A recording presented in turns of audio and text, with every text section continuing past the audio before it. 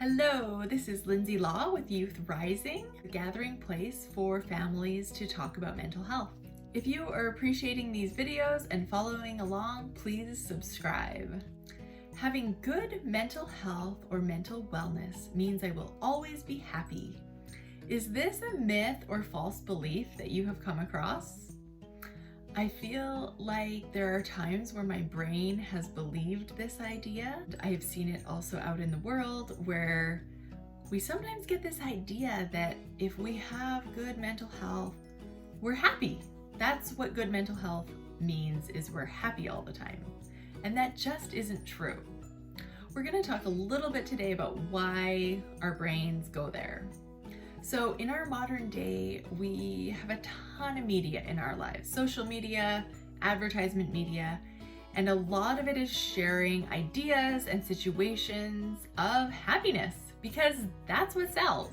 When I think about my own posting on social media, I'm posting times where my family's having fun, where we've just accomplished something, where we're learning something.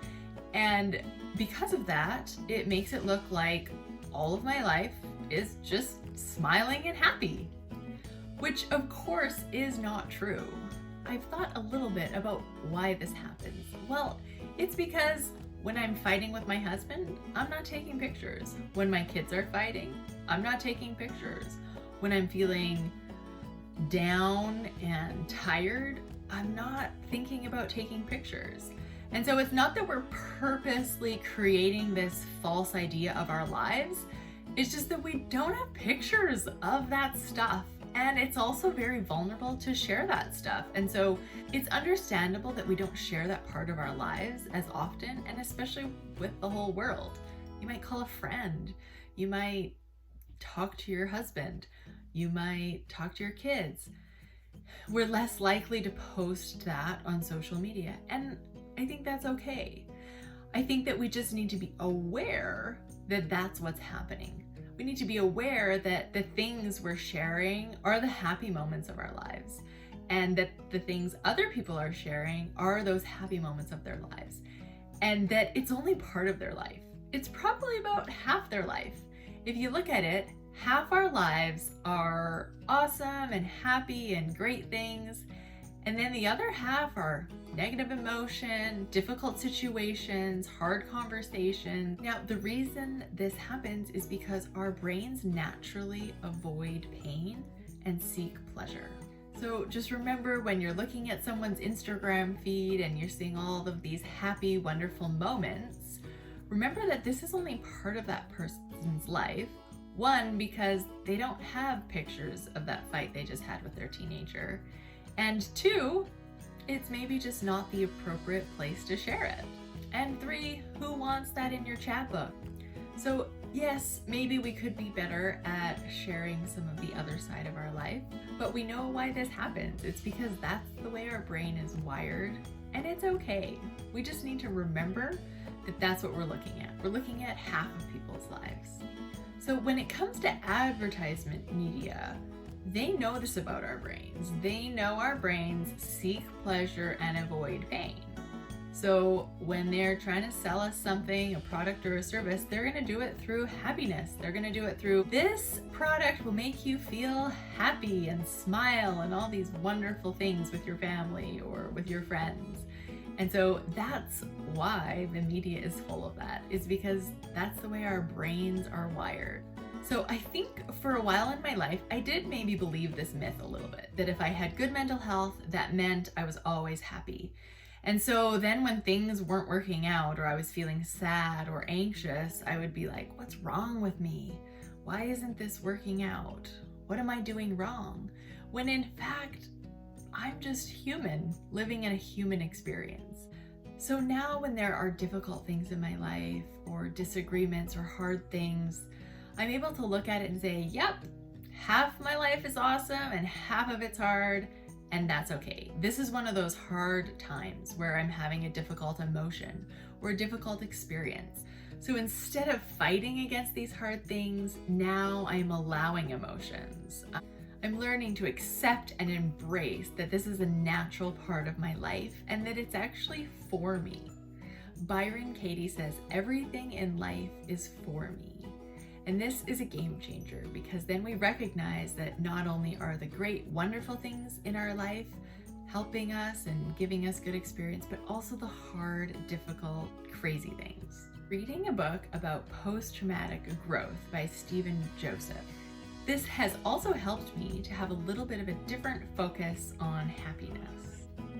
So here's a little tidbit that I shared with my kids today. Okay, so today we're going to talk a little bit about happiness. Sometimes I think we have this idea that we have to be happy all the time in order to have good mental health. Have you guys ever felt that or thought that or heard that? I've heard it. Yeah. Do you think it's true? No. No, I totally agree.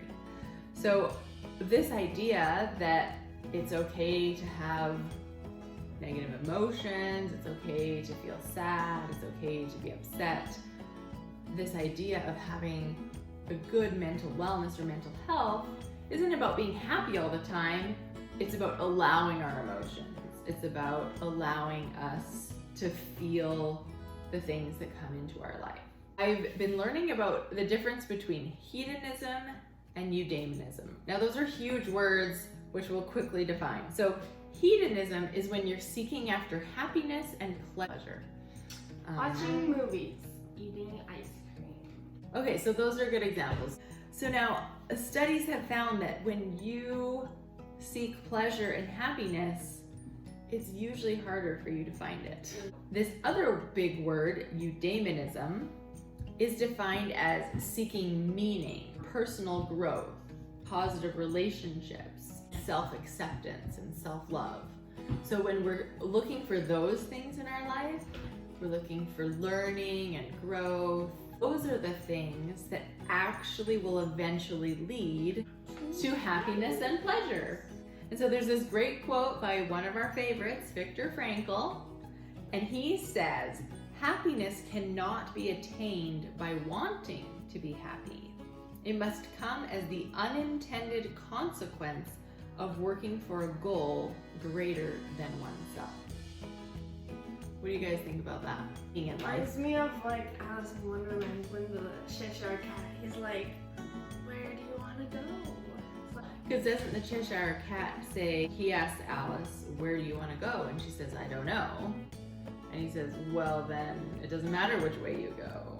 So if you don't have a direction, so I think what you're saying is if you don't have a direction, if you don't have a meaning, you're just gonna end up floating around. What do you think that is something that you guys would do in your life knowing this information? Try to create something meaningful. Usually when you're grateful, Hmm. like, that's pretty much meaning. You're looking for the meaning.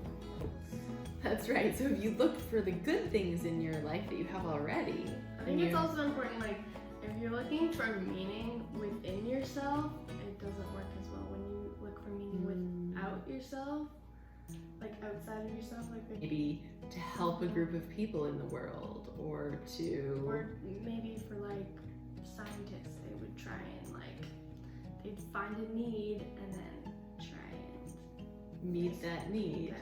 Right. I mean, if you have a goal and you're working towards achieving it, that in general is meaningful. So in summary, the two things that have helped me gain a greater sense of mental health and wellness as it pertains to happiness are: 1, life is 50-50. It's gonna be half awesome and half difficult. And knowing this idea really helps me accept and allow the hard things in my life to help me and move me forward instead of add to the struggle. It helps me to be more at peace with the reality of me as a human. And 2, I am much more likely to find happiness in my life as I seek for meaning, personal growth, strengthened relationships, and that happiness and pleasure will come right along with it. Happiness is as a butterfly, when pursued, is always beyond our grasp, but which, if you will sit down quietly, may light upon you. Hawthorne. I hope that these ideas help you to accept life as it is and enjoy those happy moments when they come. have an awesome and happy and not so happy day. This has also helped me to have a little bit.